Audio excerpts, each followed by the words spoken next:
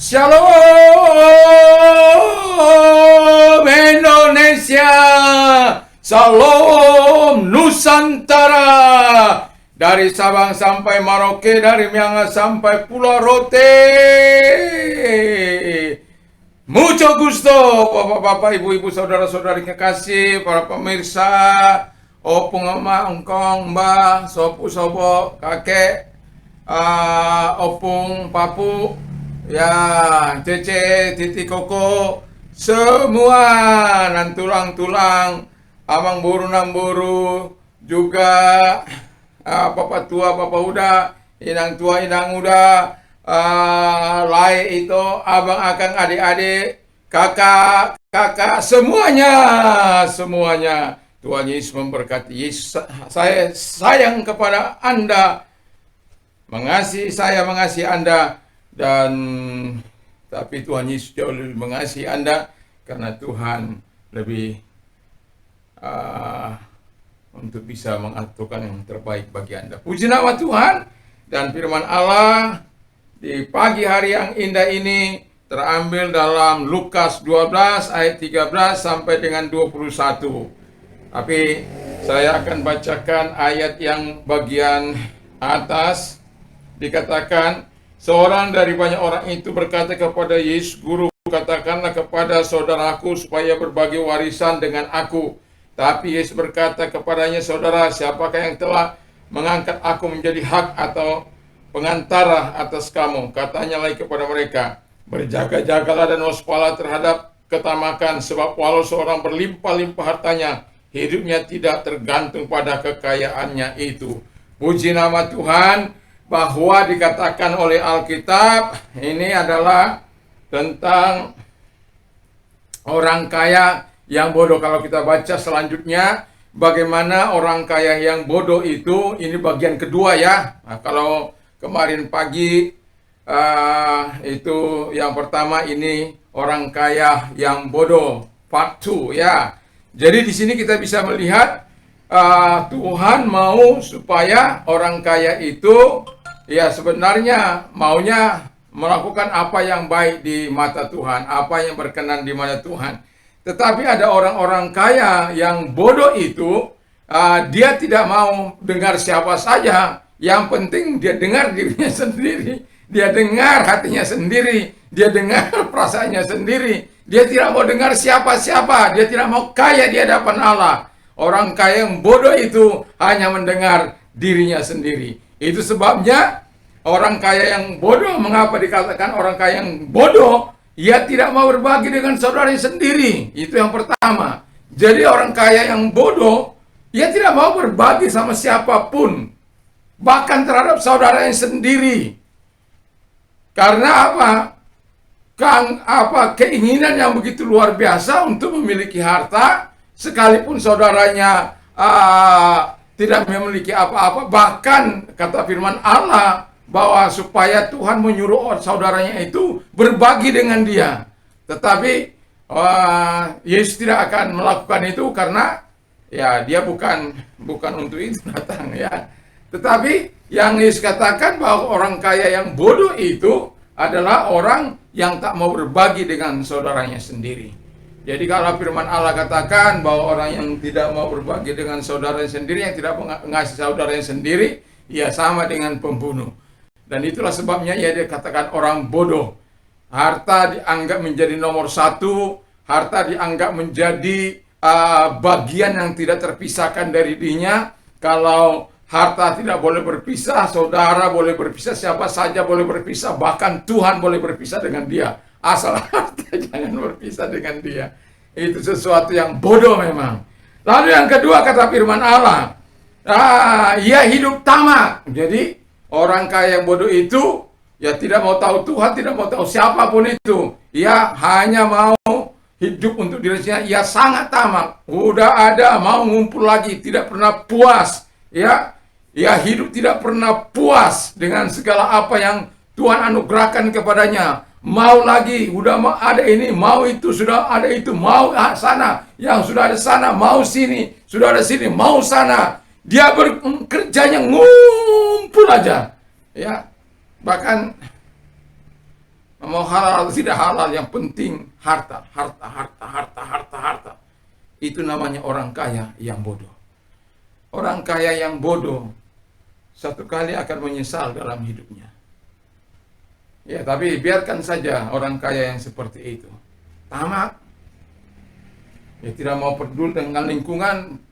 Nah, kemarin saya katakan bagaimana Lazarus yang mati, orang kaya itu mati juga, yang Lazarus berada di pangkuan Abraham, sementara dia mati di dalam neraka karena selama hidupnya dia tidak mau tahu dengan Lazarus, dan setelah dia mati dia mau jadi penginjil lagi, dia mau menyelamatkan 5 saudaranya yang masih sedang hidup itu, dan dia berharap supaya saudara-saudaranya jangan sampai ada di tempat dia berada.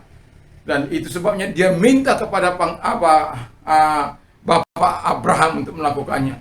Dan kemudian dia minta juga, dia perintah dia perintah sana perintah sini, dia minta juga itu si Abraham supaya menyuruh Lazarus mencelupkan 1 tetes saja untuk membasahi lidahnya. Makanya katakan, hei saudaraku, sangat jauh jaraknya antara kita dan tidak akan terseberangi oleh siapapun. Saya tidak bisa kepada Anda, Anda tidak bisa kepada saya. Itulah kalau orang-orang bodoh yang hanya mementingkan harta, hidup menjadi tamak, tidak peduli keluarga, tidak peduli saudara, bahkan orang tua.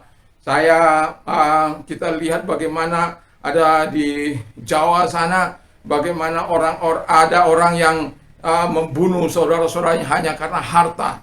Aduh, dan ada banyak di mana-mana tempat itu. Ya, hanya karena harta bermusuhan dengan saudara, hanya karena kalau orang nggak tamak, ya, kalau nggak tamak, ya apa arti harta ini? Harta itu kan bukan membuat kita untuk hidup kekal. Harta itu hanya sarana untuk kita bisa bertahan hidup, dan harta itu kita pakai untuk kita bisa memuliakan Allah dari harta itu sebenarnya. Makanya firman Allah kata, muliakanlah Tuhan dengan hartamu. Bukan hancurkanlah dirimu dengan hartamu, atau hancurkanlah keluargamu dengan hartamu, atau hancurkanlah hidupmu dengan hartamu. Tidak! Tapi muliakan Tuhan dengan hartamu. Tapi orang bodoh memilih untuk menghancurkan dirinya, keluarganya, hidupnya, bahkan kehidupan yang akan datang. Dan itu sebabnya saya mau katakan, orang kaya yang bodoh satu kali akan menyesal, tapi penyesalannya akan terlambat. Dan yang ketiga dikatakan oleh firman Allah, ia hidup dengan sombong. Anda baca nanti dalam Lukas 19 ayat 20 itu. Dia sombong, ya. Dia berkata kepada jiwanya, hai jiwaku, ya, padamu ada banyak harta, berlimpah-limpah, cukup untuk makanan bertahun-tahun, cukup untuk 7 generasi, 7 generasi kemudian cukup. Makan minumlah, bersukarialah. Dia sombong. Di situasi seperti ini, orang-orang kaya diingatkan oleh Tuhan supaya jangan bodoh. Karena firman Allah katakan, kalau orang kaya yang bodoh itu berkata kepada jiwanya, bersukacitalah, makan minumlah, berpesta poralah, berpuas-puaslah.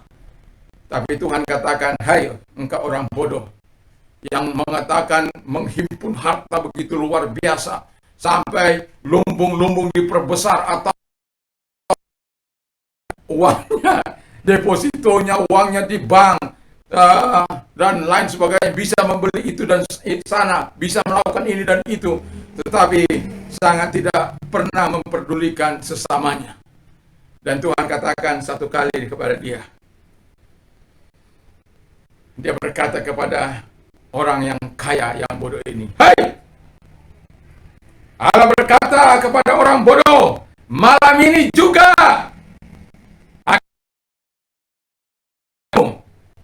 daripadamu. Lalu untuk siapa kau kumpulkan harta-hartamu itu? Itu kata Tuhan.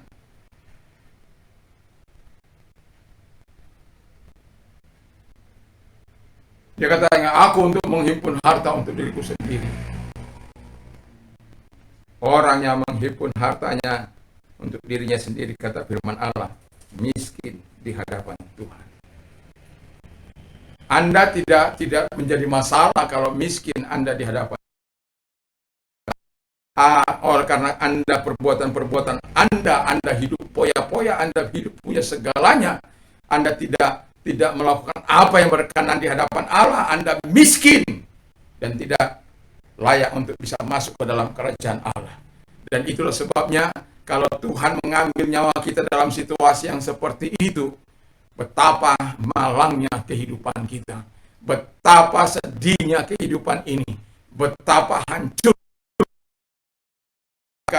paling kita hidup selama 70 sampai 80 atau katakanlah 100 tahun. Apakah kita tidak pernah memikirkan keabadian dalam kehidupan kita? Harta tidak dibawa mati. Makan pun, hai orang-orang kaya, hanya sepiring nasi, sepiring sayur, sepiring daging, sepiring apa, macam-macam, sepiring apapun itu. Hanya sepiring dan sepiring. Tetapi kalau engkau mau berbagi dengan orang lain, hidupmu, karena Tuhan anugerahkan engkau kekayaan, engkau anugerahkan engkau kenikmatan untuk engkau nikmati. Memang kekayaan untuk dinikmati oleh firman Allah, kata firman Allah, baca itu dari Lukas 12 ayat 3 sampai 21 itu. Memang untuk dinikmati dan Tuhan memberikan itu untuk Anda nikmati. Tapi kalau Anda salah menikmatinya, hanya Anda nikmati sendiri, ya, Anda akan menjadi yang disebut oleh firman Allah, Anda menjadi orang kaya yang bodoh. Mengapa Anda dibilang orang kaya yang bodoh? Karena engkau tidak mau peduli terhadap dirimu, keluargamu sendiri. Kamu hidup dalam ketamakan, engkau hidup dengan kesombonganmu. Orang yang sombong akan masuk ke dalam kehancuran.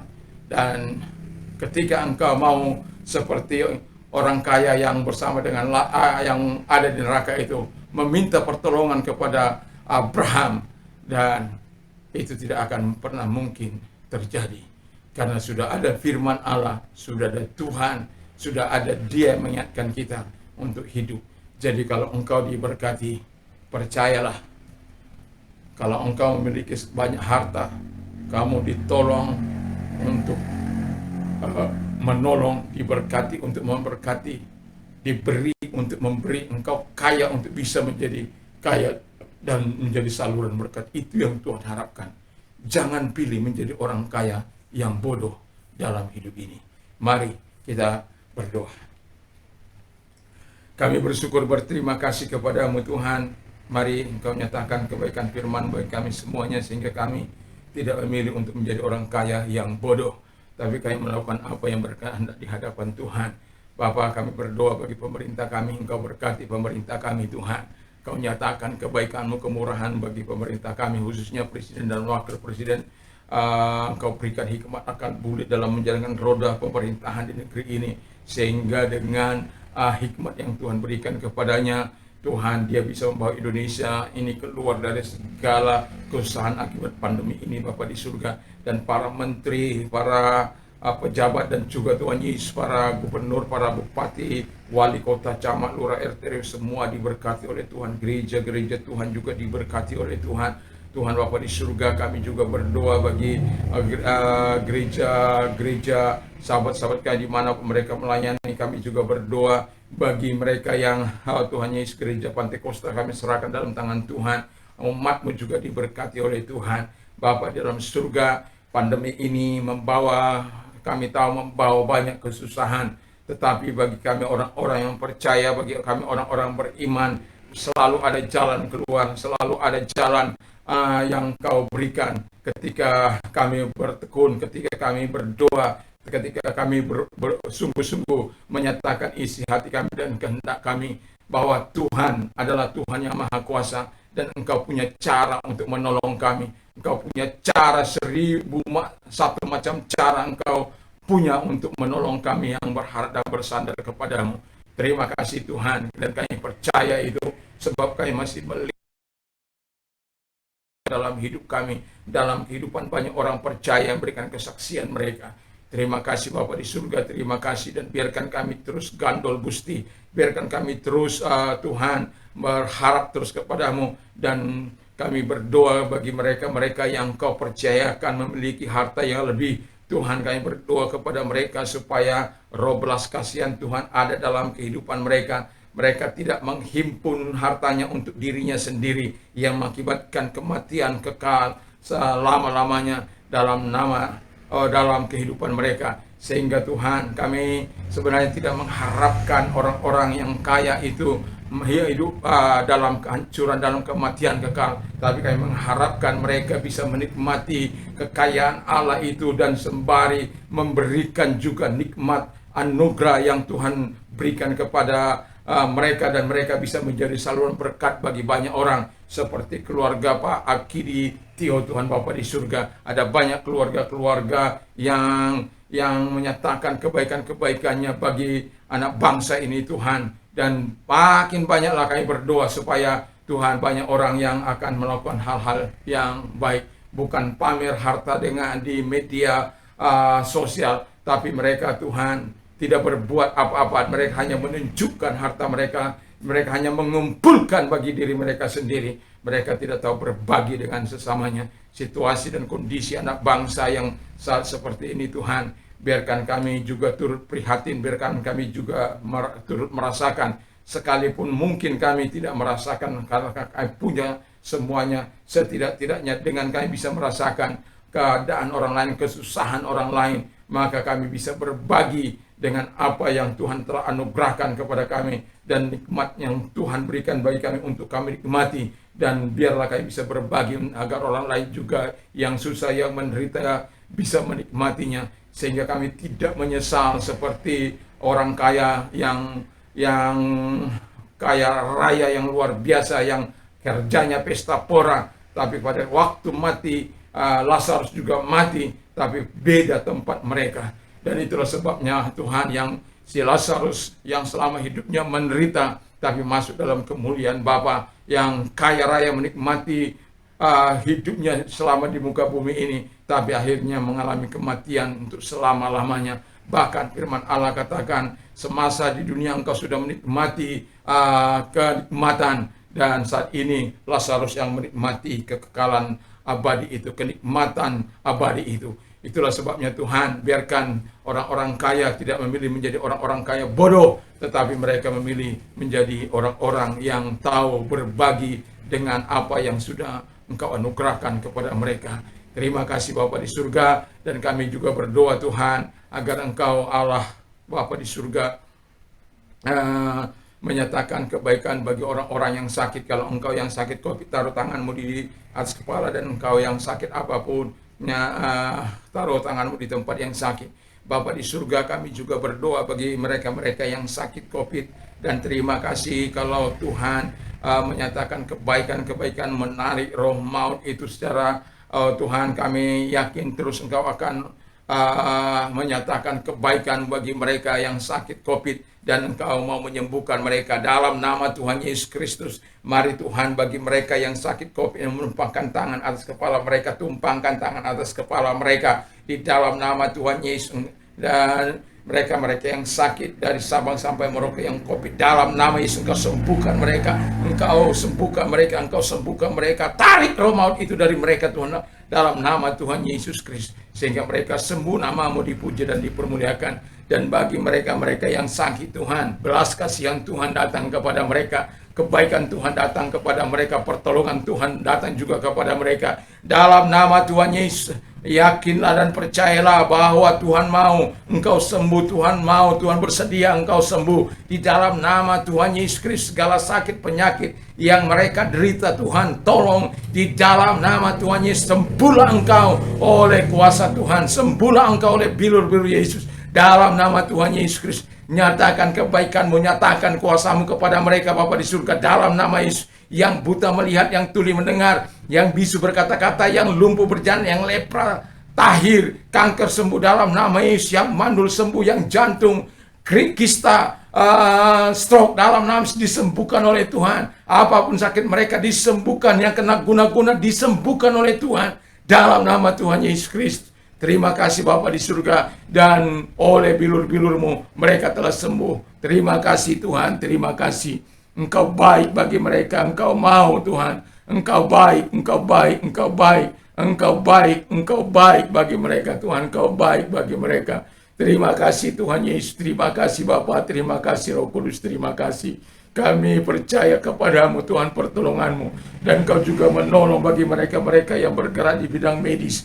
Oh Tuhan, para dokter, para perawat, para mantri, para relawan, atau siapa-siapa pun mereka yang bergerak dalam bidang kemanusiaan ini Tuhan, dalam yang ikut terlibat dalam menangani kasus corona ini Tuhan. Kami berdoa kepada-Mu Bapa di surga, lindungi dan jagai mereka, baik itu aparat, baik itu para dokter.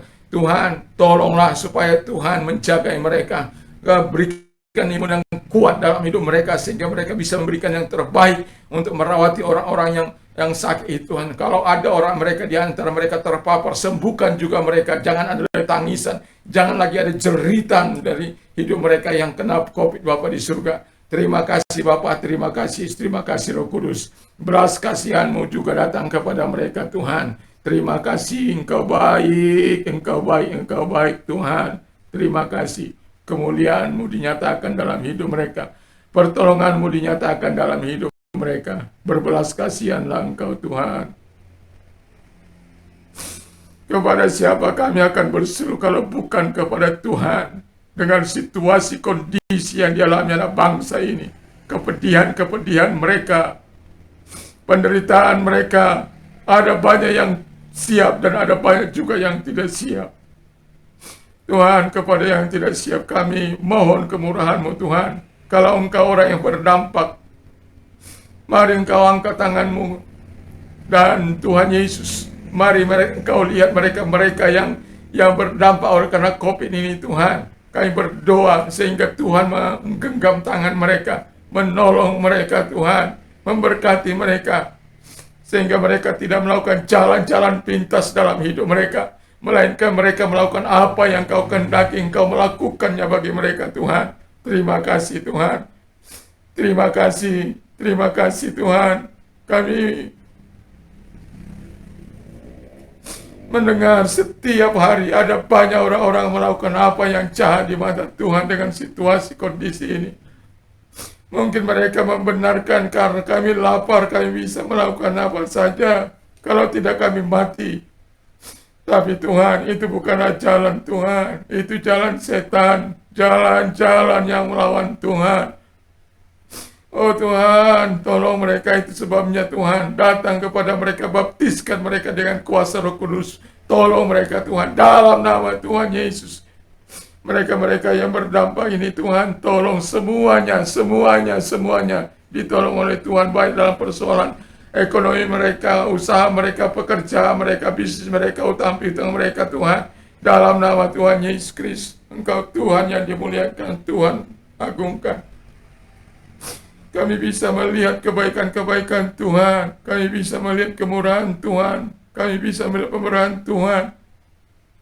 Kami juga yakin Tuhan bisa melihara hidup mereka. Tuhan, terima kasih Bapa. Terima kasih. Terima kasih. Terima kasih Bapa.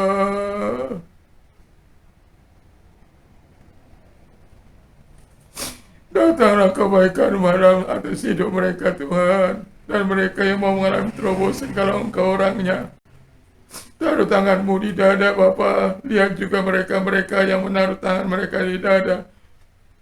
Mereka ingin mengalami terobosan baru, lahir baru dalam Engkau Tuhan, tapi mereka tidak berdaya.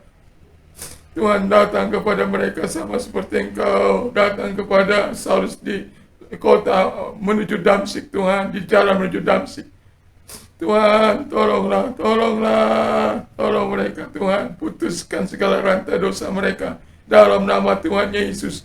Dan Engkau datang kepada mereka, baptiskan mereka dengan kuasa Roh Kudus-Mu juga, sehingga mereka Tuhan semua hidup dalam takut akan Tuhan. Semua mereka kembali memuliakan Engkau Tuhan. Dan hamba berdoa pakai mereka sebagai alatmu. Terima kasih Bapa, terima kasih Roh Kudus, terima kasih. Terima kasih dimuliakan Engkau, ditinggikan Engkau, diagungkan Engkau. Dan mereka-mereka juga Tuhan yang susah, yang orang-orang miskin baru. Oh Tuhan, kami berdoa lenyapkan COVID ini Tuhan. Oh, pulihkan bangsa kami, pulihkan Tuhan. Pulihkan bangsa kami, pulihkan bangsa kami, pulihkan bangsa kami. Terima kasih Tuhan, terima kasih Bapa, terima kasih. Kalau Engkau mau menerima Yesus sebagai Tuhan dan Selamatmu, taruh tanganmu di dada. Izinkan saya berdoa untukmu. Terima kasih Tuhan, terima kasih. Mari kita berdoa. Tuhan Yesus, saya sadar saya orang berdosa. Saya mengaku segala dosa dan kejahatanku. Ampunilah Tuhan segala dosa dan kejahatanku yang telah kuperbuat. Sucikan hatiku, hidupku dengan kuasa darah-Mu yang kudus. Kubuka hatiku, masuklah dalam hatiku.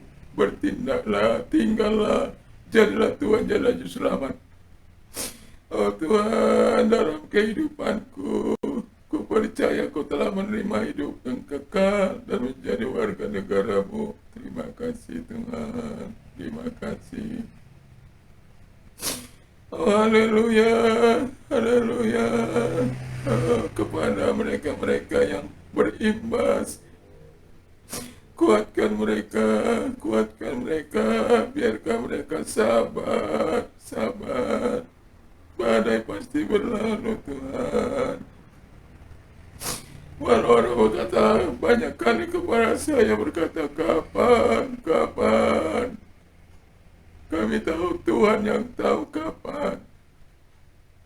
Tapi biarkan kami Kau lawati Tuhan. Hadirlah di hati kami, sehingga kami bukan orang-orang yang putus asa, orang-orang yang mengambil jalan pintas, tapi kami orang-orang yang tawakal, yang sabar. Oh Tuhan, terima kasih Bapa. Terima kasih pemerintah kami bijak dalam mengambil, menyikapi semua ini Bapa. Tambahkan mereka-mereka yang kelaparan, oh yang tidak berdaya Tuhan, tolong semuanya. Terima kasih dalam nama Yesus, haleluya, haleluya. Amin.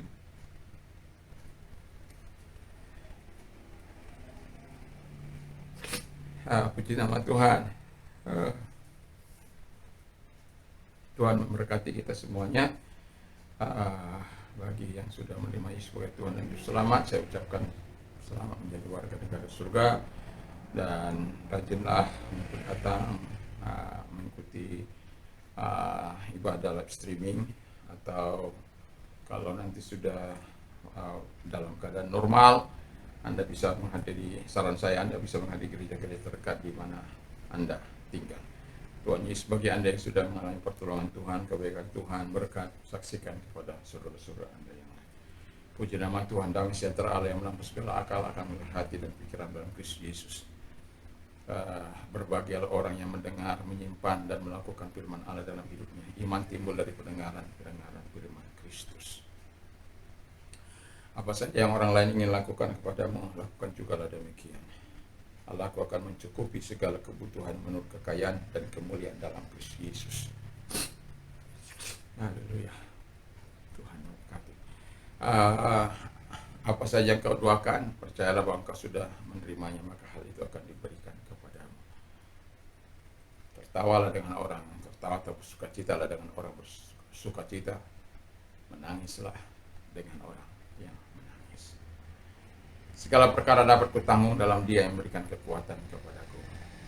Dan saya berdoa supaya di pagi hari yang indah ini Anda terus mempunyai kekuatan Roh Kudus, kekuatan firman dalam kehidupan Anda dalam beraktivitas. Ingat, Tuhan menyertai engkau sampai kepada kesudahan zaman, dan sehingga pikiran kita, perkataan kita, perbuatan kita, tindakan kita adalah tindakan yang semuanya memuliakan Kristus. Salam Indonesia, salam Nusantara. Tuhan Yesus memberkati. Dan hampir saya lupa ya.